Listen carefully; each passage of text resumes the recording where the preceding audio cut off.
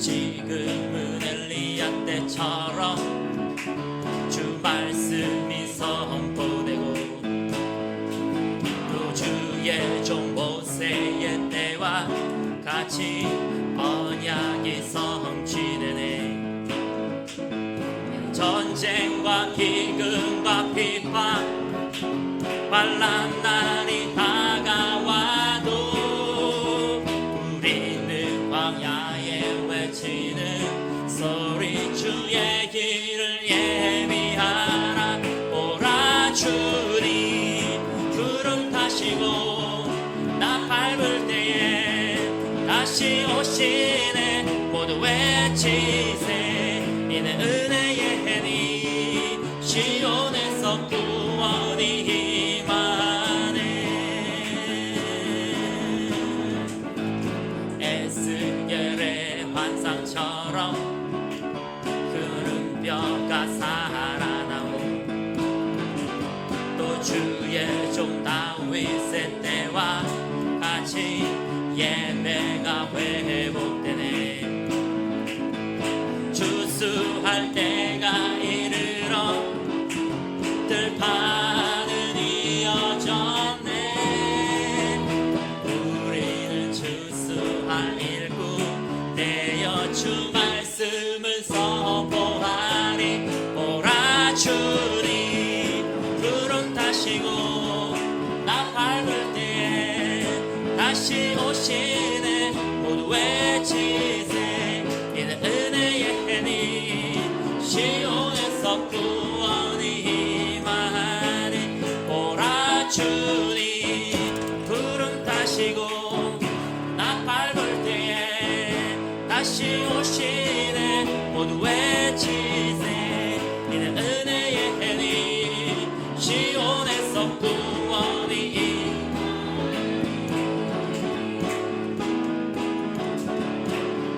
할렐루야. 아멘.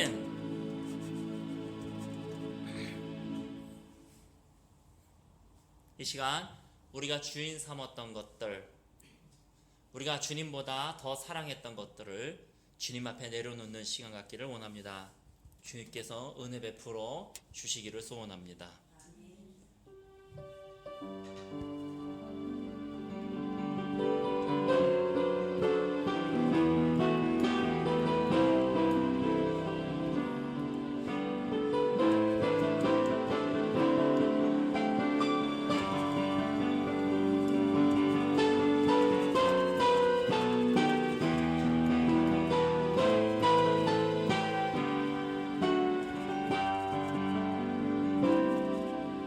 내가 주인 삼은 모든 것 내려놓고 내 주 대신 주 앞에 나가 내가 사랑했던 모든 것 내려놓고 주님만 사랑해.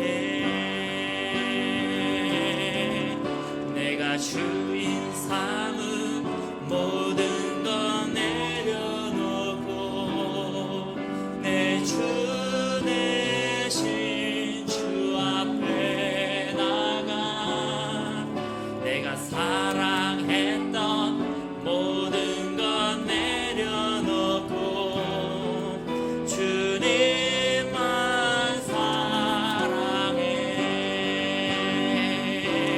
주 사랑 어찌 풍랑해도 짚은 바다처럼 나를 잠잠케 해. 주 사랑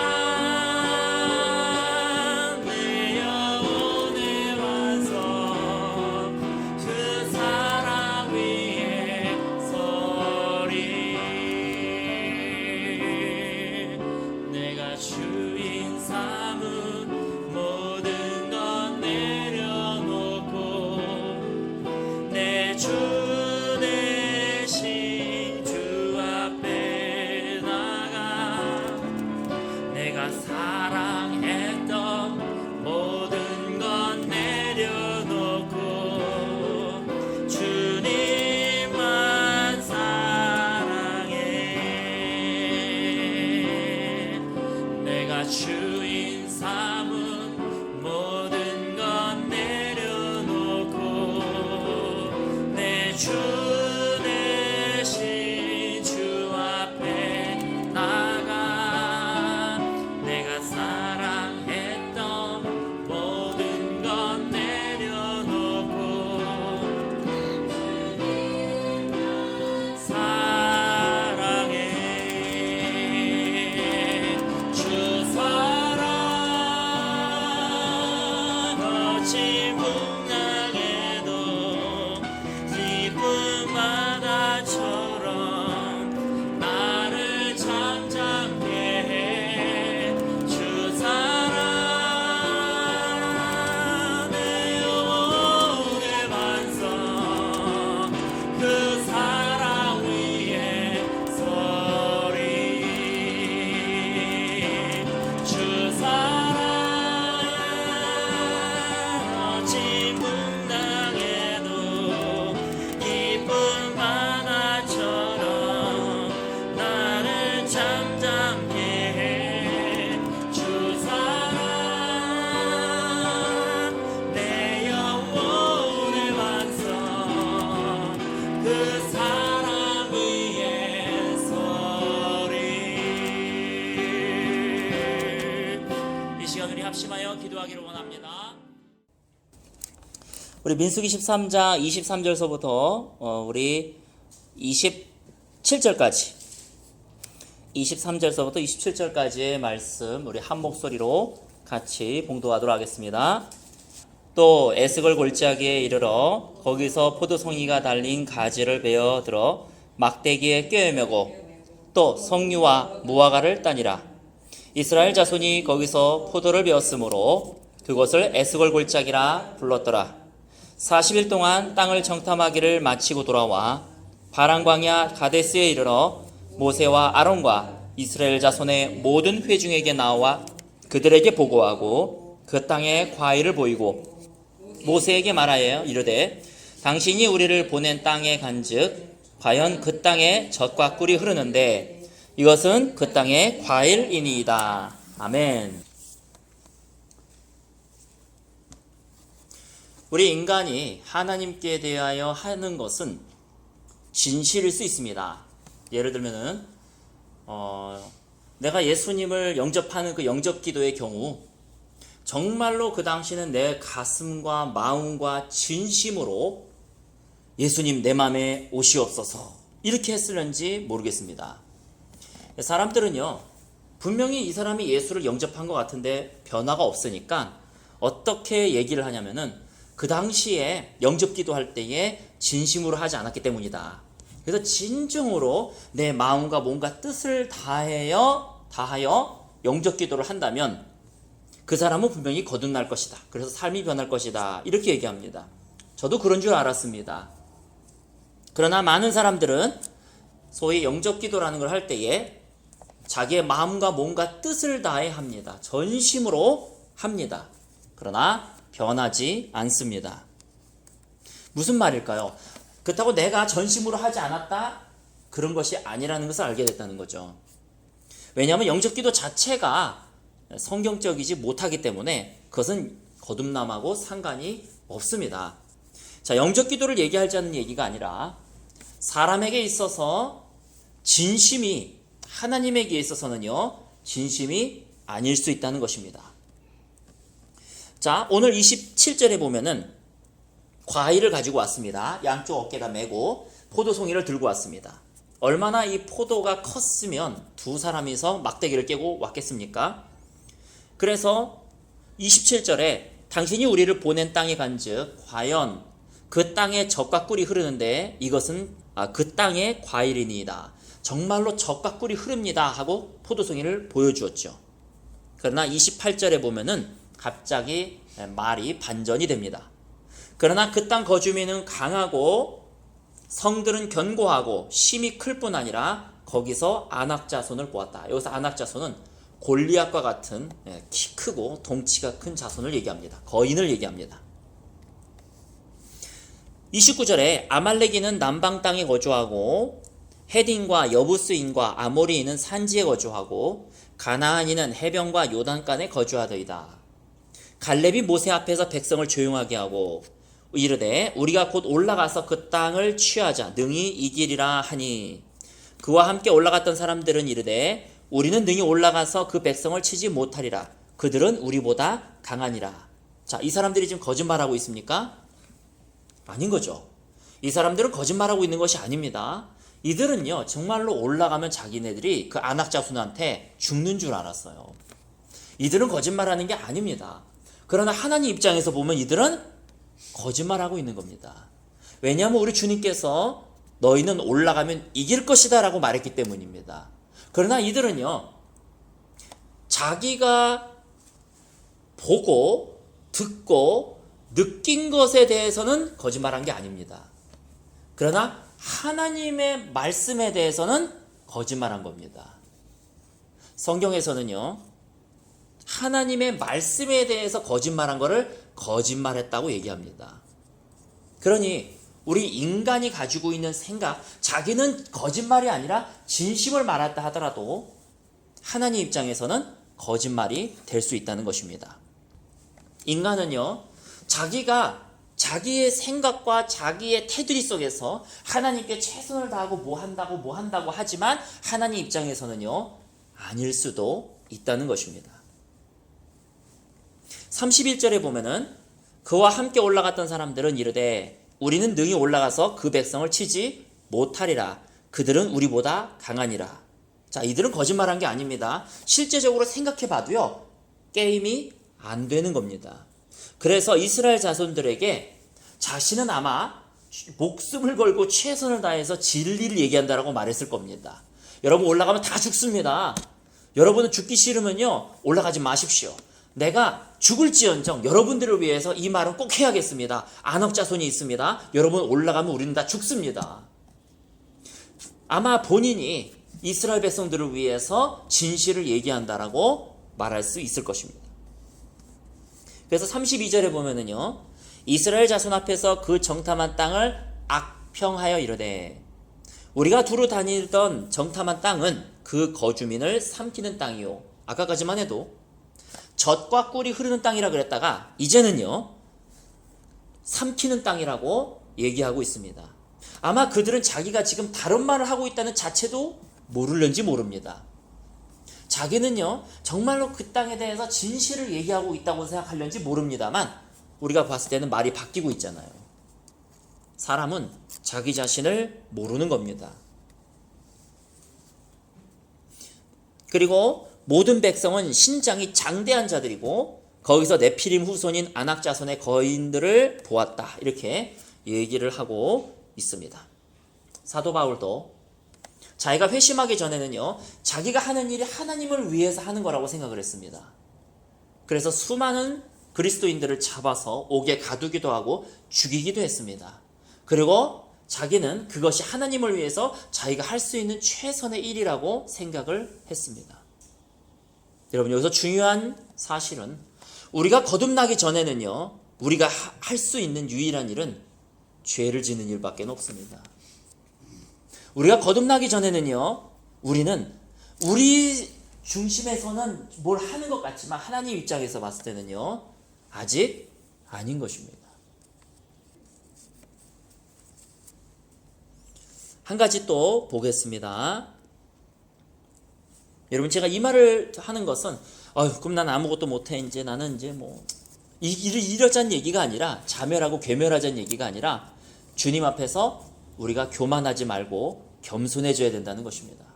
교회에서 얼마나 교만한 사람들이 많습니까? 자신의 목을 꼿꼿이 들고 자기가 말한 것이 마치 다 진리인 것처럼 그렇게 떠들어대는 사람들이 얼마나 많습니까? 회의를 한번 열어보면 교회에서 하는 회의는요, 제일 오래 간다 그러잖아요. 싸우고. 왜? 다 자기 말이 맞아요. 그리고 자기가 다 하나님을 위해서 자기가 하는 것 같은. 하지만 하나님 입장에서 봤을 때는요, 하나님이 어떻게 생각하실지는 모르는 겁니다. 우리 인간은 그렇기 때문에 항상 겸손해야 됩니다. 내가 맞는 것이 하나님 입장에서 맞다고 볼 수가 없는 경우들이 허다하기 때문입니다. 우리 마태복음 26장을 보겠습니다. 마태복음 26장 31절 말씀. 우리가 익히 잘 아는 말씀이죠. 마태복음 26장 31절서부터 33절까지 우리 한 목소리로 같이 봉독하겠습니다. 그때 예수께서 제자들에게 이르시되, 오늘 밤에 너희가 다 나를 버리리라. 기록된 바 내가 목자를 치리니 양의 떼가 흩어지리라 하였느니라. 그러나 내가 살아난 후에 너희보다 먼저 갈릴리로 가리라. 베드로가 대답하여 이르되, 모두 주를 버릴지라도 나는 결코 버리지 않겠나이다. 베드로는요, 이것이 분명히 진심이었을 겁니다. 저는 베드로가 우리 예수님께 아부하기 위해서 겉과 속이 다르기 때문에 이렇게 생각하지 않습니다. 베드로는 한 번도 예수님을 의심한 적이 없습니다. 무리를 걸었던 베드로, 죽은 자를 살리는 모습을 봤던 베드로, 변화산에서 예수님이 변화된 모습을 봤던 베드로. 그래서 아마 베드로는 이때는 진심이었을 것입니다.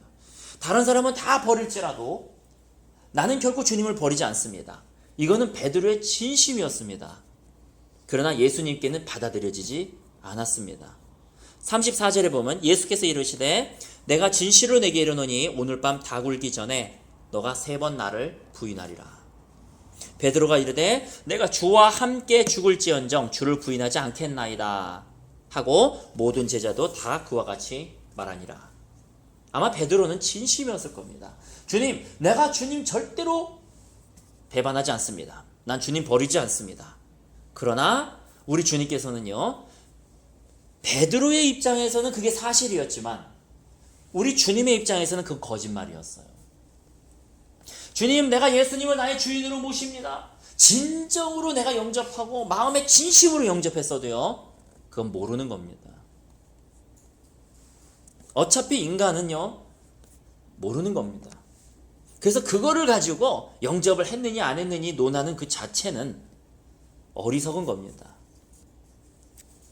결국은 베드로는 10대밖에 안 되는 여종에게, 그것도 뭐 어디 예수님처럼 바리새인이 나와가지고 너 예수와 함께 있었지 이렇게 물어본 것도 아니고요. 칼과 창을 들은 로마 군정이 와서 너 예수 부인하면 죽여, 뭐 목에 칼을 댄 것도 아니고, 불째다가 어느 여종이 당신 예수님하고 같이 있었던 것 같은데 이 말 한마디에 예수를 나 모른다니까. 결국은 예수님을 저주까지 하는 겁니다. 이것이 바로 구원받지 못한 사람들의 모습인 것입니다. 그러면은 어떻게 해야 됩니까? 어떻게 해야 됩니까? 회개는 어떻게 해야 됩니까? 그럼 어떻게 믿어야 됩니까? 얼마나 여러분 사람들이 어리석냐면 내가 믿습니다. 그러면 진짜 그게 믿음인 줄 알아요. 지금 우리가 두 가지 사례 봤잖아요. 이게 아니라니까요.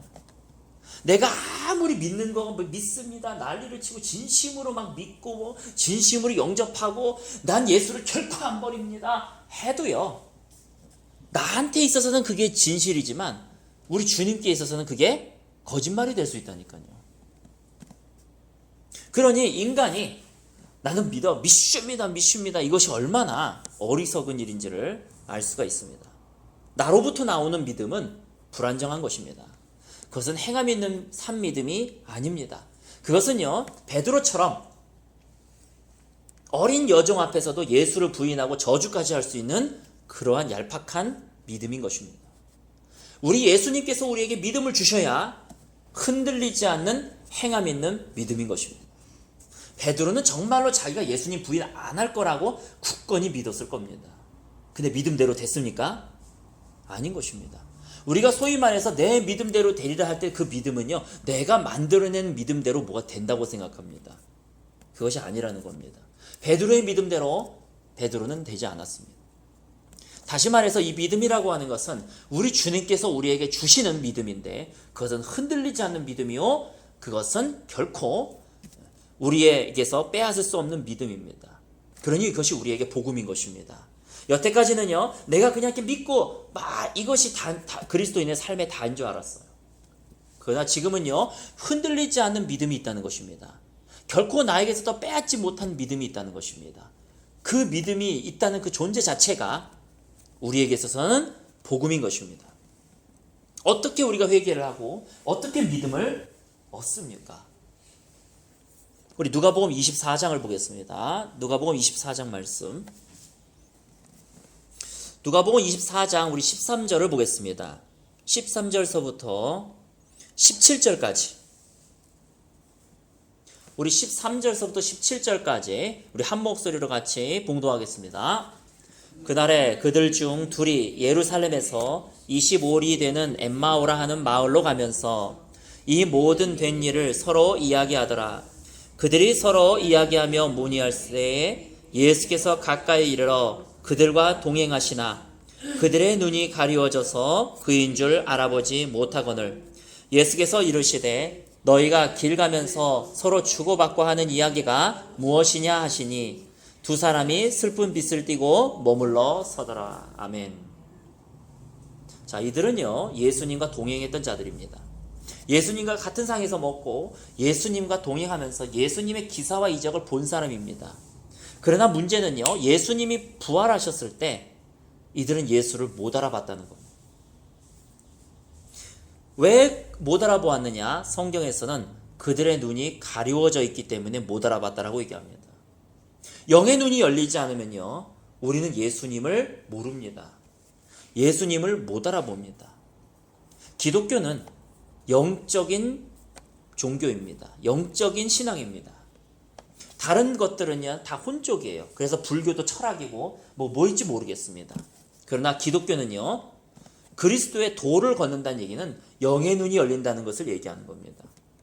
현대에 얼마나 많은 교회들이 영의 눈이 열리지 못한 채로 지식을 공유하면서 성경에 대한 지식만 공부하면서 살아가는 사람들이 얼마나 많습니까? 제자 양육이라고 하는 이름하에, 성경 공부라고 하는 이름하에 공부만 하고 앉아 있는 것이지 영의 눈이 열리지를 못한다는 것입니다. 그래서 실질적으로 예수님이 와도 아마 못 알아볼 것입니다. 예수님과 동행했던 이 12제자들도요. 부활하신 예수님을 바로 눈앞에 보면서도 못 알아보는 거예요. 그러니 현대 교회에 예수님이 나타나신다면 얼마나 사람들이 알아보겠습니까? 바로 영의 눈이 가리워져 있는 것입니다. 그렇기 때문에 내 자신이 누군지를 못 보는 겁니다. 내 자신이 얼마나 죄인인지를 못 보는 겁니다. 영의 눈이 열린다면 내가 어떠한 사람인지를 알게 될 것입니다. 영의 눈이 열린다면요, 내가 얼마나 죄인 중에 괴수라고 하는 것을 알게 될 것이라고.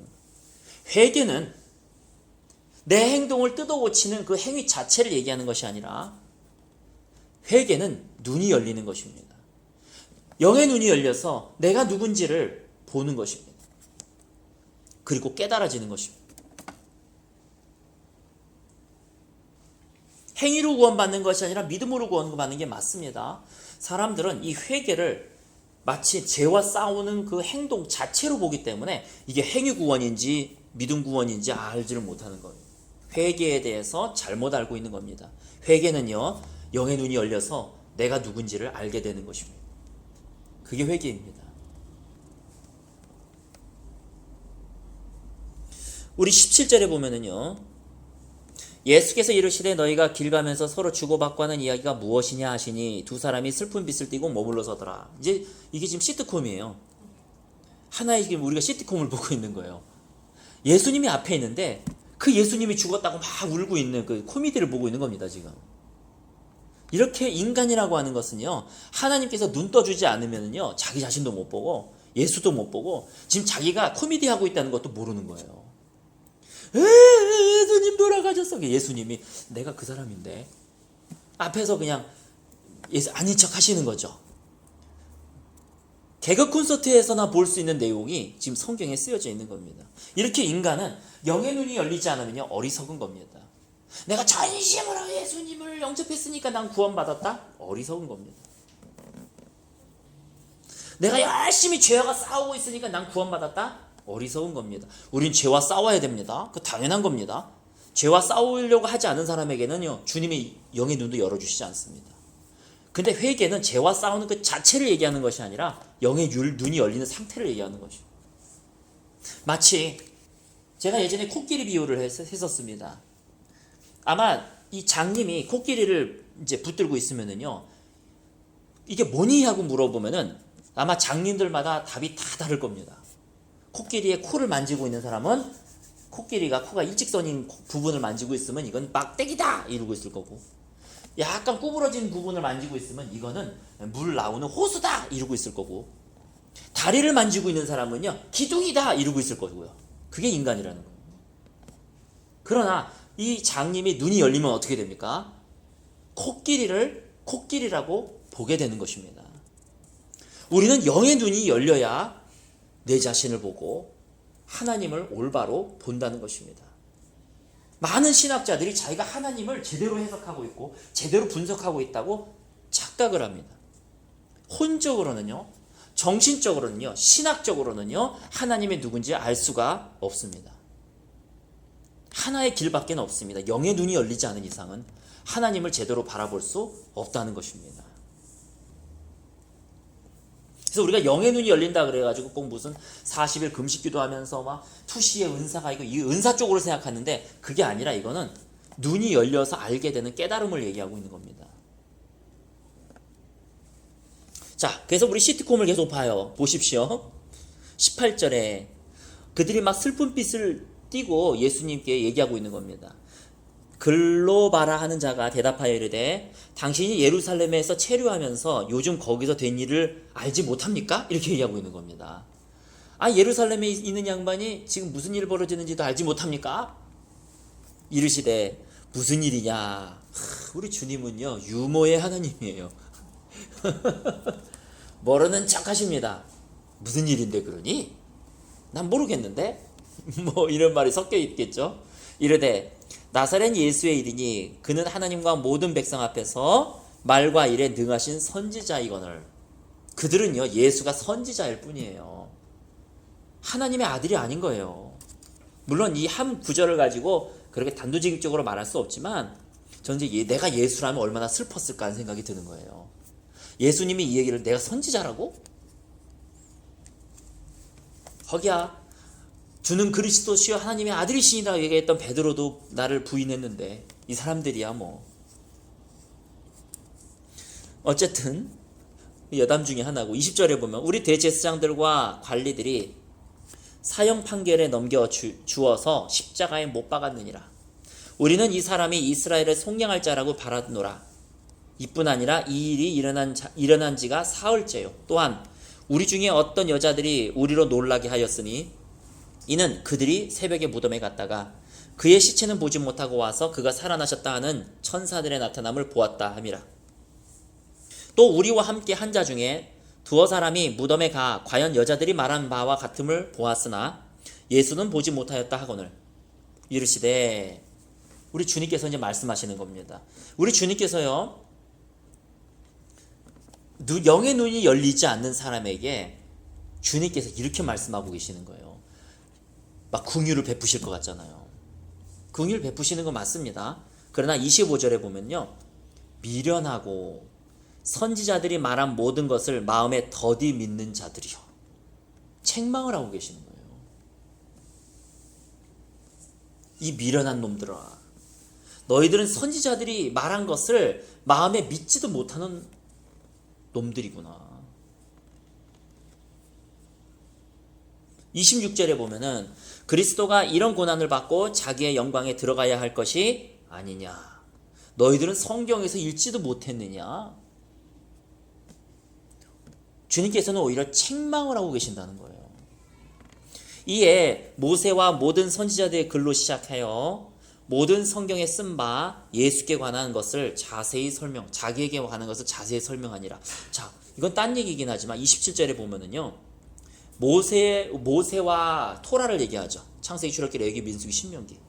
그 다음에 모든 선지자들 글, 예언서를 얘기하고 있는 거죠. 그죠? 대예언서, 소예언서, 모든 성경에 쓴 바, 그 다음에 예언서하고 역사서를 제외한 나머지 모든 부분에 대해서 다 예수를 증거하고 있다는 것입니다. 예수님에 대해서 쓴 것이라는 것입니다. 창세기 1장도 예수께 관한 내용이요, 심지어 사사기에 이상한 내용까지도 다 예수님을 증거하는 내용이라는 것입니다. 그렇다면 우리는 성경을 읽을 때요, 모든 장이 다 예수하고 연결되어 있는지를 우리가 모른다는 거죠. 그러니까 우리는 성경에 대해서도 배워야 할 것이 너무나 많습니다. 우리 주님께서는요, 이 제자들에게 성경 하나하나를 다 짚어가면서 이게 예수께 대한 얘기고, 이것도 예수에 관한 얘기고, 이것도 예수에 관한 얘기다. 사사기, 룻기, 사무엘 상하, 하나님이란 단어가 나오지 않은 에스더까지도 주님께서는 하나씩, 그 구약에 하나씩을 다 설명하면서 이게 다 예수를 향한, 예수에 관한 말씀이라는 것을 가르쳤다는 겁니다. 그리고 우리는 성경을 읽을 때에 어떠한 관점으로 우리는 성경을 봐야 되는지를, 이거는 이제 오늘 주제하고는 상관이 동떨어지지만 우리가 알 수 있는 거죠. 우리는 창세기서부터 요한계시록까지 예수에 관한 얘기인 거를 생각하면서 성경을 봐야 되는 것입니다. 근데 얼마나 수많은 사람들이 소위 큐티라고 하는 미명하에 나에게 주시는 말씀, 나에게 배부르는 말씀, 나를 위한 성경으로 바뀌어가고 있다는 것입니다. 저는 큐티가 바뀌어져야 된다고 생각합니다. 이 말씀을 통해서 내가 무엇을 먹을 수 있을까? 나를 중심으로 한 성경 읽기에서부터 나와서 창세기 1장에 예수에 대해서 뭘 얘기하고 있는 것인가? 창세기 3장은 예수에 대해서 뭘 얘기하고 있는 것인가? 심지어 사사기의 끔찍한 토막살인 사건이 예수에 대해서 뭘 얘기하고 있는 것인가? 그 관점으로 성경을 읽는다면요, 오히려 나는 더 배부르게 먹게 될 것입니다. 내가 추구했던 것은 예수인데 오히려 내가 거기서 배불리 먹고 있는 자기의 자신을 발견하게 될 거라는 거죠. 우리의 관점이 예수로 옮겨지게 되면은요, 예수님은 우리에게 채워주시고 남는다는 것이죠. 우리의 큐티의 관점, 우리의 묵상의 관점은 이 장이 예수께 대해서 뭘 얘기하고 있는가? 거기에 우리의 최대한의 초점이 맞춰져야 우리의 눈이 열리는 것입니다. 또한 그런 줄로 믿으시기 바랍니다. 우리가 예수를 추구할 때에 예수님이 우리의 모든 것들을 다 채워주십니다. 그러니까 얼마나 성경 읽기도 내 위주로 되어 있고 큐티도 내 위주로 되어 있고, 그러니 말씀을 듣는 것도 어떤 은혜를 받을까 내 위주로 되어 있고, 이것이 우리가 바뀌어야 된다는 것이죠. 성경을 읽을 때도요, 예수 위주. 이 말씀이 예수에 대해서 뭘 얘기하는가? 말씀을 들을 때도요, 저게 예수랑 무슨 상관인가? 예수하고 상관없는 설교가 얼마나 많습니까? 왜 간단한 논리? 예수만이 그 사람을 위로해 줄 수 있고, 예수만이 그 사람을 세워줄 수 있고, 예수만이 그 사람에게 행복을 줄 수 있는데, 어떻게 성경적인 인간관계 이래가지고 예수를 제쳐놓고 성경을 통해서 인간관계를 강의할 수가 있습니까? 예배 시간에. 많은 설교의 포커스가 잘못 설정이 되어 있다는 것입니다. 큐티 다를 게 없습니다. 큐티와 다를 게 없습니다. 그래서 찬양마을교회는 예배 시간에 복음을 선포하고 예수를 선포합니다. 예수만이 우리의 모든 것 되시기 때문에, 예수만이 우리에게 먹을 양식이 되시고 내 살과 피를 먹고 마셔라. 우리가 다시 회복될 수 있는 길은 예수밖에 없는 것이고, 우리가 배부를 수 있는 길도 예수밖에 없는 것이고, 우리의 빈 마음을 채워줄 수 있는 것도 예수밖에 없는 것입니다. 자, 지금은 우리 주제에 조금 벗어난 내용이지만 중요한 말씀이기 때문에 우리가 말씀을 들을 때 어떤 관점으로 들어야 되느냐? 아, 저건 좋은 설교다, 저건 나쁜 설교다. 뭐 나쁜 설교란 말은 표현이 뭐하지만 저건 핵심에서 벗어난 설교다 구분할 수 있는 길은요, 그 메시지가 예수를 선포하고 있느냐, 그 메시지가 복음을 선포하고 있느냐, 그걸로 우리는 분별을 해야 됩니다. 28절에요. 그들이 가는 마을에 가까이 가매 예수는 더 가려 하는 것 같이 아니하시니 그들이 강권하여 이르되 우리와 함께 유하사이다. 때가 저물어 가고 날이 이미 기울었나이다. 하니 이에 그들과 함께 유하러 들어가시니라. 우리 주님께서요, 자세히 설명했는데 이들이 지금 알았을까요? 못 알았을까요? 문맥을 잘 보십시오.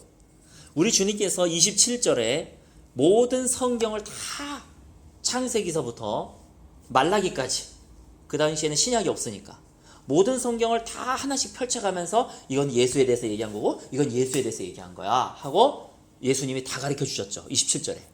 근데 그들이 예수를 알아보았을까요? 못 알아봤습니다. 못 알아본 거예요. 그렇게 해줬는데도 이들은 못 알아봤습니다. 이거 완전 개그 콘서트 아니겠습니까? 시트콤이에요.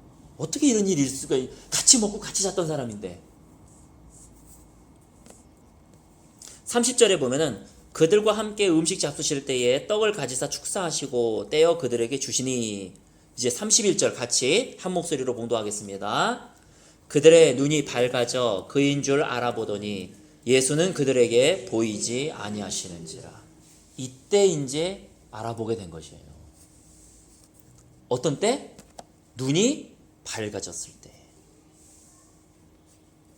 회개는 죄와 싸우는 그 자체가 아니라, 물론 그래야 되지만 회개는 눈이 밝아지는 것입니다. 그래서 내가 얼마나 죄인 중에 괴수인지를 깨닫게 되는 거고, 저분이 얼마나 우리에게 은혜를 베풀어 주시고 얼마나 저분의 공의와 사랑이 크신지를 눈이 떠지면서 알게 되는 것입니다. 그러므로 거듭남이 임하는 것입니다. 사형리를 갖다 대면서 당신 죄인입니까? 네, 죄인이죠. 그럼 당신이 저 죽어야 될 십자가에 예수님이 죽으셨습니까? 그거 믿습니까? 네, 믿습니다. 그럼 영접기도 따라하십시오. 당신은 구원받았습니까? 이런 어불성설이 교회에 판치고 있다는 겁니다. 오늘 누구 말 들어보니까 어떤 목사님은 그래도 죄 중에서도 뭐 살인죄가 있고 우리는 그 정도 아닌 죄가 있고 뭐 죄도 등급이 있다느니 이상한 얘기들을 하고 있는 것입니다. 자, 이 32절에 보면 이렇게 되어 있습니다. 그들이 서로 말하되 길에서 우리에게 말씀하시고 우리에게 성경을 풀어주실 때에 우리 속에서 마음이 뜨겁지 아니하더냐. 자, 이렇게 말합니다. 그래서 우리가 만난 분이 예수님이었구나. 이것을 알게 되어서 가서 전파하게 되었다는 것입니다.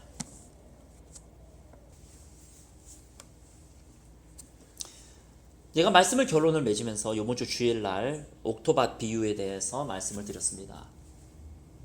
회개의 세 단계, 뭐 이렇게 딱 저는 3스텝, 4스텝, 10가지 이런 거 별로 안 좋아하는데, 좋은 땅이 되기 위한 과정, 내 안에 기쁨으로 말씀을 받는 것. 길가에 떨어졌다는 것은 말씀은 들으나 깨닫지 못하는 자들하고 성경에 써 있습니다. 길가는요, 설교 시간에 딴 생각하는 사람, 설교 시간에 자는 사람, 이런 사람은요 길가 취급도 안 합니다. 길가는 뭐냐면요, 말씀 시간에 다 이해는 되는 거예요. 근데 말씀 시간에 집중해서 듣는 거예요. 근데 마음에 깨달음이 없어요. 마음에 레마가 없어요. 내 마음 상태가 길가라는 거예요. 말씀은 듣되 깨닫지 못하더니, 이게 길가라고 성경에는 써 있어요. 그리고 두 번째 단계가 돌밭입니다. 돌밭은요, 기쁨으로 말씀을 받되 그랬습니다. 즉 그 사람은요 레마의 음성이 들린 거예요. 그래가지고 이 말씀이 너무 기쁜 거예요. 그러면 우리는 은혜 받았다 그러고 저 사람 옥토밭이라 그러는데, 성경에서는요 돌짝밭이라고 얘기합니다. 우리가 기준을 너무 낮춰요. 돌짝밭을 잘 보시면은 기쁨으로 말씀을 받되 그랬습니다. 기쁨으로 말씀 받는 자는 돌짝밭일 뿐이에요. 그건 구원받은 게 아니에요, 아직도. 그런데 뿌리가 깊지 못해서 곧 말라 죽는다고 성경이 말씀하고 있습니다. 왜 뿌리가 깊지 못하냐면은 안에 돌들이 있기 때문에. 왜 주의 말씀을 우리가 기쁨으로 받아가지고 나에게 레마의 음성까지도 들려서 막 기쁘다 하는데, 왜 이 말씀이 안에서 못 자라나냐, 왜 쉽게 없어지냐면은 내 안에 있는 굳은 돌 같은 마음, 완악한 마음이 있기 때문에 그렇습니다. 내 안에 있는 고집이 있기 때문에 이것만큼은 양보를 절대 안 하려고 하는 거예요.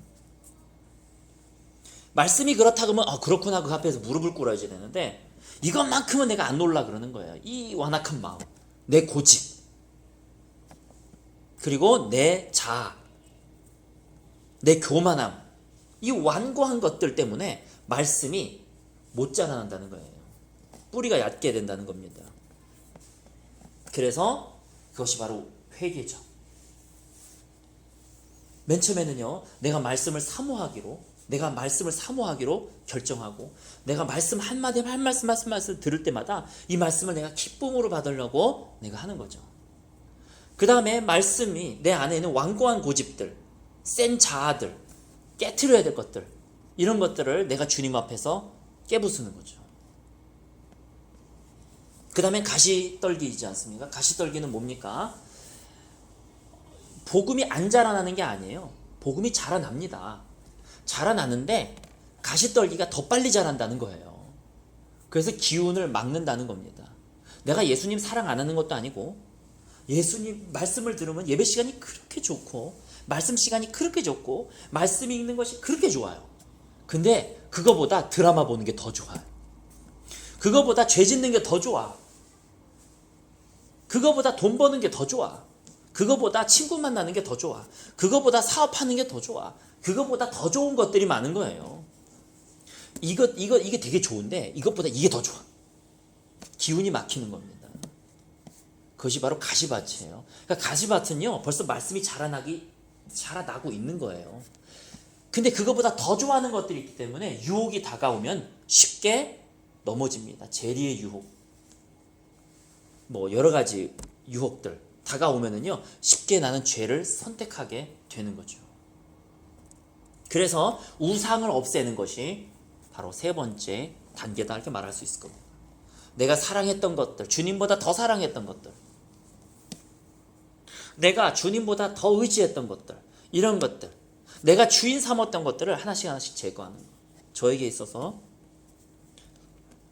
물론 꼭 이 두 번째 단계를 거쳐야 세 번째 단계 이게 아니라 아마 두 번째 단계, 세 번째 단계 같이 복합해서 올 겁니다.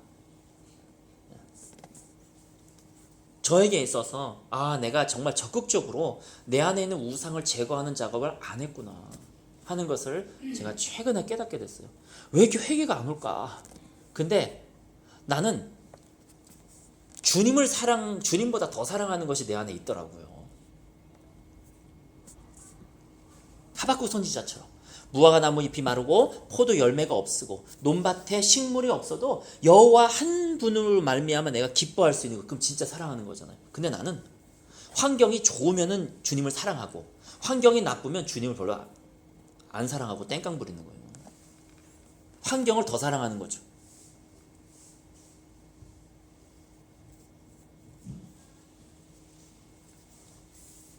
내 사랑하는 여인이 있는데 내가 별로 이렇게 사랑하지 않는 여인이 옆에 있으나 없으나 그건 상관없지 않습니까? 이 여자만 내 옆에 있으면 되고 이 남자만 내 옆에 있으면 되죠.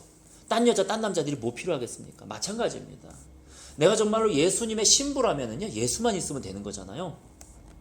근데 그렇지 않은 제 모습을 발견하게 된 거죠.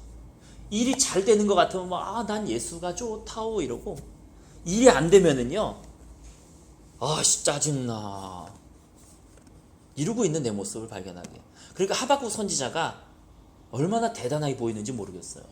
논밭에 식물이 없고 우리의 양떼가 없어도 난 여호와로 즐거워하리라. 그게 진짜 우상이 없어진 거구나.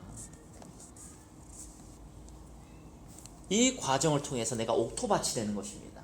그러면 주님께서는요 눈을 열어주십니다. 눈을 열어주셔서 내 자신을 알게 하시고 우리 주님을 알게 하십니다. 내 옥토밭에 주님께서 씨를 주시는 것입니다. 오늘 이 말씀 우리가 꼭 기억하면서 우리가 열심히 회개의 과정 속에 자신의 삶을 드리는 저와 여러분 되시기를 축원합니다. 오늘 말씀 기억하면서 우리 잠시 기도하고